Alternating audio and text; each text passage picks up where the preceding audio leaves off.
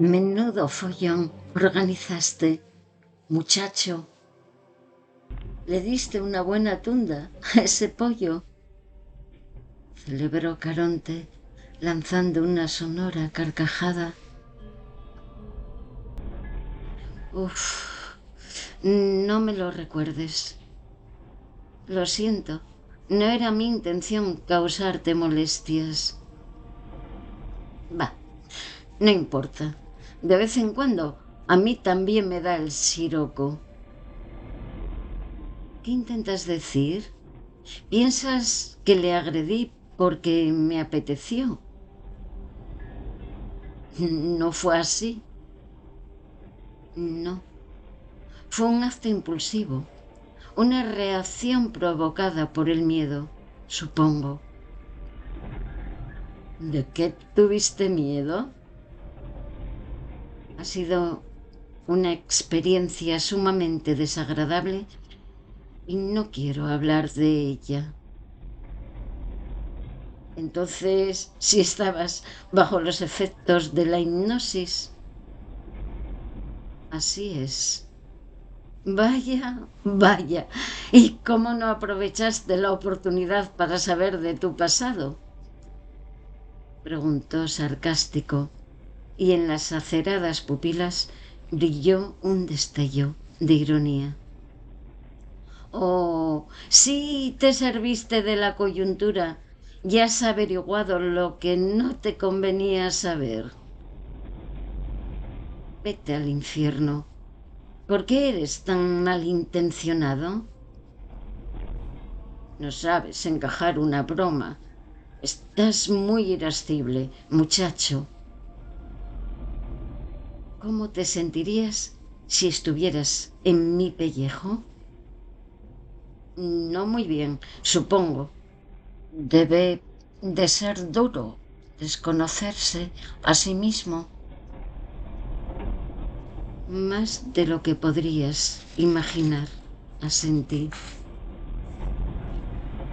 Déjame ver tu mano derecha. ¿Para qué? Se me acaba de ocurrir una cosa. Sé que no llevas alianza, pero quiero comprobar si el anular conserva algún indicio que evidencie haberla llevado. Estaba en lo cierto. El anular de mi mano derecha presentaba un cerco blanquecino. Esto confirma mis suposiciones. Es probable que estés casado. La señal puede deberse a cualquier anillo, no necesariamente a una alianza. Permíteme que lo ponga en duda. ¿Por qué? Pregunté retador. Porque es una marca muy fina, propia de un aro. Está bien. Y en el supuesto de que sea así, ¿qué? Nada. Solo que una esposa no se olvida con facilidad. Y utilizando su habitual sorna. Y mucho menos si es insoportable. Tonterías. Déjame en paz, por favor. Vamos. Intenta recordar su nombre. Y con un deje de burla. Tal vez el amor estimule tu memoria, aunque también puede darse el caso que en lugar de amor descubras odio. El deseo de recuperar la memoria me impulsó a seguir la sugerencia de Caronte. Hurgué en mi cerebro en busca del recuerdo que se negaba a acudir y me embargó la emoción. Pero no la emoción del amor, de la dicha que se siente ante la rememoración del ser amado, sino de algo más fuerte y poderoso que latía dentro de mí. Un embrión dotado de una lengua ígnea que devoraba cuanto de tierno y sublime pudiera interferir en sus propósitos. Se desarrollaba y crecía arropado en el útero abyecto de Némesis, con el único fin de llevar a cabo su misión. Fue una sensación evanescente, inasible como una estrella fugaz que atraviesa el firmamento, no obstante manifestada con tanta intensidad que logró asustarme.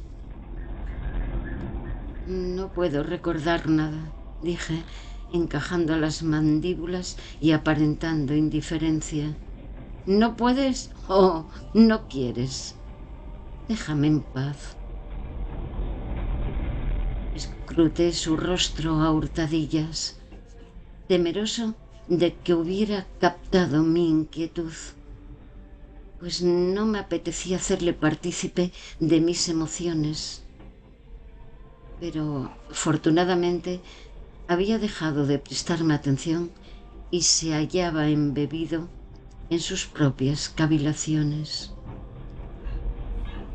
¡Muchacho!, exclamó de repente. Se me acaba de venir a la mente una idea sumamente interesante. Es sobre la experiencia que viviste bajo los efectos de la hipnosis. Y, aunque también es cierto, interrumpió la frase y pensativo acarició la barbilla. Vamos, suéltalo de una vez, Caronte. Que cuando una persona está hipersensible es sumamente sugestionable. Lo siento, no logro seguirte. ¿Qué intentas decir? Pues que apostaría a que no todo fue sugestión. ¿Cómo te atreves a aventurar opiniones al respecto si ni siquiera sabes qué ocurrió? Un momento, ¿me dejas continuar? Adelante. La mente desarrolla sus propios mecanismos de defensa. Utiliza la simbología para advertir al consciente de traumas psicológicos que, de hacerlo claramente, pondrían en peligro la estabilidad emocional del individuo. Los enmascara para evitar un choque afectivo y, por consiguiente, una agresión psíquica. ¿Y eso qué tiene que ver conmigo? Me atrevería a asegurar que la hipnosis te ha situado en el umbral del pasado, adquiriendo una forma camuflada. Claro está. No quisiera parecer pedante, pero me precio de conocer la naturaleza humana y creo que tu amnesia se debe a una gran conmoción psíquica. Vaya, hombre, ¿ahora también eres adivino? ¿Por qué no le pides trabajo a Milagí? No seas impertinente. Has de saber que la amnesia puede manifestarse como consecuencia de un choque emotivo. Eso sí, no revierte gravedad, pues el periodo amnésico derivado de algún trauma psicológico tiende a disminuir e incluso a remitir en el curso del tiempo. ¿Tú cómo lo sabes? ¿Acaso eres psiquiatra? ¿De qué vas? Te consideras muy inteligente, ¿no es cierto? Permíteme decirte que eres un asno, dije despectivo, pues su jactancia y prepotencia me habían irritado sobremanera. Pero al instante me arrepentí de haberlo insultado y le pedí disculpas. Perdona, lamento lo que he dicho, Caronte. Eres un desagradecido, Adrián, exclamó enojado. Pero me está bien empleado por meterme donde nadie me llama. Ya te he dicho que lo siento. Admito que he sido un tanto desagradable, ¿vale? No tenías necesidad de insultarme, dijo dolido. Lo sé, concedí. Reconozco que ha sido un fallo por mi parte. Discúlpame. La disculpa sirve como atenuante de la culpa. Y con aires de reyezuelo. Voy a ser magnánimo contigo, teniendo en cuenta que el hierro es una condición inherente al hombre. Cierto, incluso la propia existencia es un error. El error no radica en la existencia, sino en el prisma con que se examina. Si tú lo dices, sí. La existencia es una obra abstracta, simple en apariencia por su calidad de habitual, pero oculta bajo esa simpleza subyace la magistralidad del universo. Aunque admito que llegar a esa deducción requiere un esfuerzo intelectual que resulta mucho más cómodo aceptar lo simple. La existencia nada tiene de magistral, más bien es mero accidente. Esa consideración representa otro error. Te diré cómo lo veo yo. Imagina un cuadro abstracto, una obra maestra, y a un lego en arte pictórico intentando descifrar el mensaje que el artista ha transmitido al lienzo. Como el citado señor es un profano en la materia, solo apreciará en la pintura trazos carentes de sentido. La juzgará con desprecio e incluso se atreverá a decir que es una mamarrachada. Conclusión. El error no consiste en la obra, sino en el nesciente que la juzga sin tener ni puta idea. Pues bien, este ejemplo podría aplicarse a una inmensa mayoría de ignorantes. Caronte siempre lograba desconcertarme. Aquella vena filosófica que en ocasiones dejaba entrever no dejaba de causarme asombro.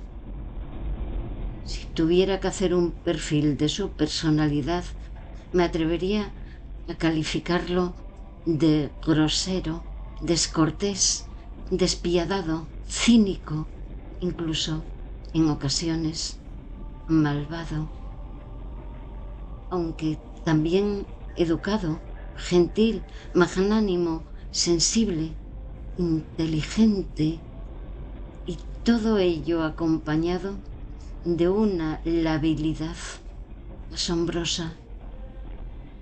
En fin, un carácter contradictorio y enrevesado por demás. Pero estos calificativos solo eran el fruto de mi observación, pues, a pesar de la confianza que se había establecido entre ambos, él nunca hacía comentarios respecto a sí mismo ni a su vida privada. ¿Qué cavilas, muchacho? Nada importante. ¿Piensas en la adivinanza? No. Te confieso que no me he acordado más de ella. Pero ya que has sacado el tema a colación, ¿quiénes son los antroponíricos? No te lo diré. Utiliza la cabeza y piensa, dijo, frunciendo los labios. ¡Hurra! Brindo por los sofistas. Os invito a un trago, excelencias. En todo momento habíamos dado por sentado que éramos los únicos pasajeros del Mercancías y quedamos confundidos por las exclamaciones que partían de la penumbra. Desde la otra esquina del vagón, botella en mano, un individuo hacía gestos de saludo. Se incorporó con dificultad, con paso tambaleante, se aproximó a nosotros. «Pláceme vuesa presencia, altezas», dijo, e inclinándose hizo una graciosa reverencia. «Aramis, para servir a vuesas mercedes». «Vos sois Aramis. Plácenos vuesa compañía, mosquetero», imitó Caronte con guasa. «Os hallo muy solo, caballero, y vuesos fieles amigos». «Me sorprende que no os reconozcáis, excelencia, puesto que vos sois uno de ellos. ¿Y vos, señor, tampoco os reconocéis?», preguntó dirigiéndose a mí. «Me inclino a pensar que habéis abusado de los placeres del vino. Tened presente, caballeros, que es deplorable vuesa debilidad». Todos reímos de buena gana. Llegaron las presentaciones y resultó que el verdadero nombre del desconocido era Bienvenido, aunque dijo que prefería que le siguiéramos llamando Aramis, y pronto se estableció entre los tres una corriente de camaradería.